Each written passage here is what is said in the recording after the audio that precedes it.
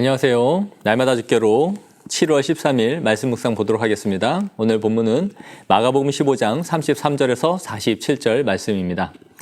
오늘 본문은 예수님이 십자가상에서 고통을 당하시면서 최후를 맞이하는 본문인데요. 예수님은 제60부터 90까지 십자가에 달리셨습니다.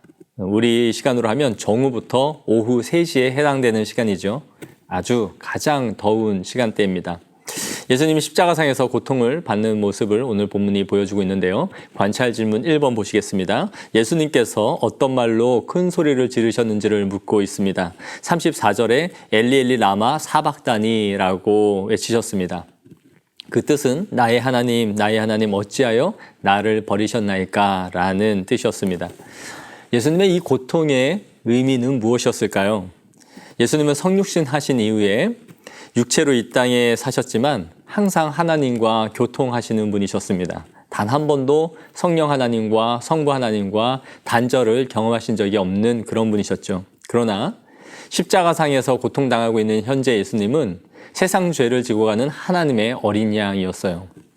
즉 하나님의 어린 양으로서 이 세상 인류의 모든 죄를 지고 고통을 받고 계신 것이죠. 하나님의 아들의 신분이 아니라 지금 예수님은 오직 인류의 죄를 담당하고 계신 하나님의 어린 양이었던 것입니다.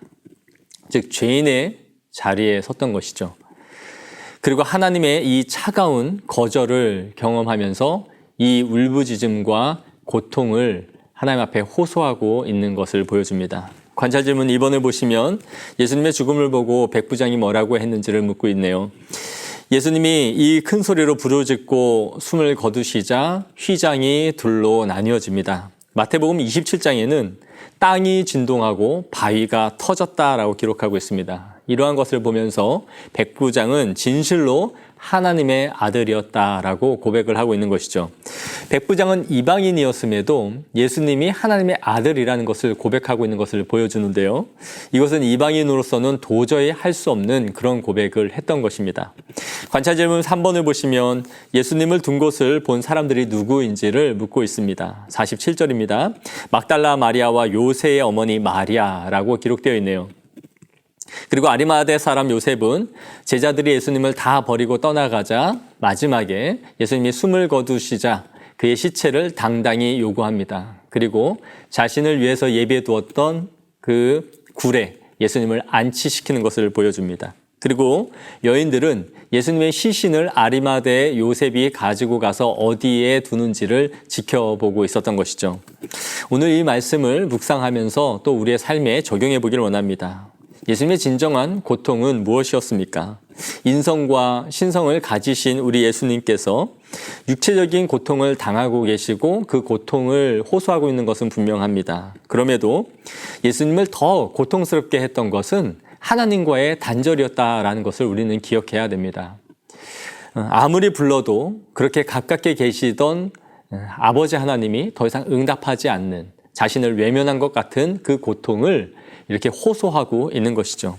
그리고 그것이 예수님의 마지막 최후의 절규였던 것입니다.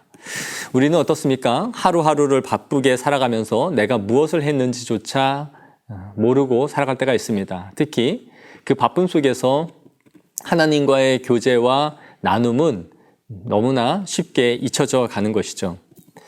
예수님처럼 하나님과의 단절되어 간다는 것이 그 고통을 우리가 느끼지 못하고 오히려 그것을 너무 익숙하게 살아가고 있는 것은 아닌지 우리 자신을 돌아보기를 원합니다. 또한 예수님 곁에 마지막까지 있었던 사람들이 누구인가 하는 것을 한번 생각해 보기를 원해요. 그들은 모두 여인들이었습니다.